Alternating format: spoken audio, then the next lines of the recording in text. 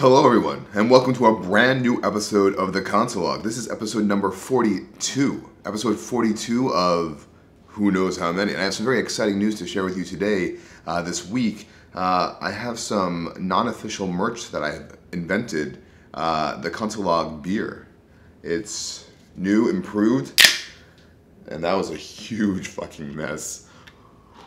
But yes, I'm glad that you stopped by again to catch out what is new in the world of JavaScript and the web. I am here to tell you about it this week as I sit here in my chair and have no care at all. This past week was pretty good. A lot of things happened that I want to tell you about. It was the week of June 25th, entering in July 1st. Welcome to July, everybody, friends, family, and fiends. Let's get this show on the road.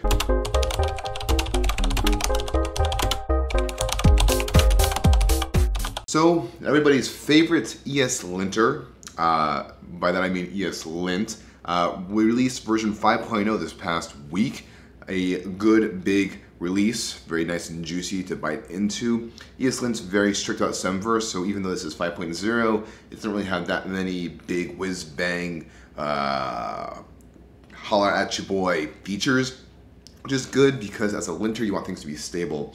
And there's not, again, many big new features. There's a few things that I got very excited about. There's a migration guide in there if you need to worry about migrating from ESLint 4 to 5. Seems pretty minor. There's a few breaking changes, I think mostly for ESLint authors. One thing that I am very excited about with ESLint 5.0 is that they finally added the ability to have their one var rule is now auto-fixable by ESLint. The one var rule is that when you declare a variable in JavaScript, you can say var foo, comma bar, comma baz. So you can declare multiple variables in one line, which I am not a fan of. This rule can say no, you actually have to define those in multiple lines. So it's var foo, var baz, var boa constrictor.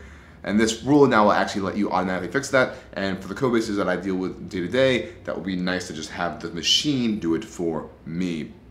I'm always just impressed by this project. Originally made by Nicholas Zakas. ESLint is so stable, dependable, always just there when you need it. It is the wonderful piece of technology that makes JavaScript accessible to newcomers to JavaScript. I find it to be like they're guardrails that keep you on the healthy path of what is good practices in JavaScript. So having this keep on moving forward is just always great to see. So let's talk about my favorite subject, which is JavaScript itself, which is a little bit meta and navel-gazing. I realize that, but it's still something that gets me very excited every day. And there's nothing more excited than having there be a brand new version of JavaScript be official. And you know that used to be ES5, ES6, and now they switched to ES2016, ES2017. Well, folks, ES2018 is now officially done. And of course, that calls for a celebration. Cheers! Like most new major year releases, this version of ECMAScript 2018 is not huge, which is good because it means that you can gradually increase your knowledge of the language of JavaScript. But the new features that are contained in this is new regex features, two of which that I find best to be talked about with you is that there's now support for named capture groups. So if you have a regex, you can actually have a named group rather than having to just have them be one index. You can also do look behind assertions, which is a great new feature of regex. So that's the regex bundle of features, which you don't use regexes every day, but when you do need to use them, if they are powerful, then this is going to be great for you. Asynchronous iteration is a new feature that is coming in ES2018. Allows you to actually asynchronously iterate over asynchronous operations. An easy example is if you are asynchronously reading files from the file system using the Node API, you can now do a for loop and iterate over that with a nice clean JavaScript-only API. And another feature, which I'm glad to see actually be part of ES2018 final, so I can no longer worry about using it in my day-to-day work, is that object rest spread properties is now part of ES officially, which is if you do the ... rest, or if you want to copy things over. You see this a lot in most modern JavaScript blogs, but it is now officially part of JavaScript, which is always a good sign. And finally, promise.finally is included. So now you actually have a way to always run some code after a promise.then or catch is ran. So .finally, if you have promise.then, .catch, and you add a .finally now, it'll be ran no matter if the .then or the .catch is called. is your final destination for handling anything that you want to. That's all the new things in the ES2018. I'm excited about it. You're probably already using most of the things anyways because you use Babel.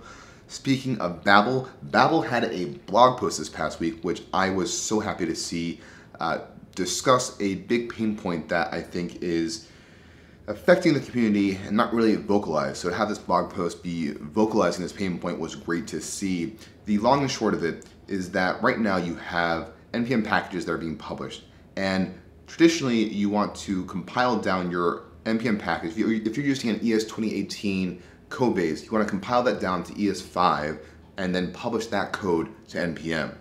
And that's good. It allows for most compatibility across all consumers. However, the issue then is if you actually want to do some clever tree shaking, dead code elimination, by doing that transpilation at the time of publish, it restricts the ability of the applications themselves to manage those things. There's also complications with if you don't then compile it down, then the application then has to worry about compiling that. It's this big whole mess of making sure that different code bases that target different versions of ECMAScript, JavaScript, are able to interact and interop with each other in a way that still works when they are used by the end user. And this blog post does a good background explaining this details, and it talks about how Babel 7 is trying to take a step towards solving this issue by introducing this new configuration file called babel.config.js, which I'm very excited about. And the short version of what that is that you now have a single location that defines which Babel transforms Babel will apply to your entire application, which means that if you have a client directory and a server directory in this Babel config.js, it'll actually tell Babel that you have an override field that you can say client gets browser-related transpilations and server gets node-related transpilations, rather than having to have two .babel configs. Also in this babel config.js file, you can also tell it how to handle node module transpilation as well. So hopefully that will add some flexibility when you're actually making your applications and hopefully solve that issue. So again, read the blog post in depth.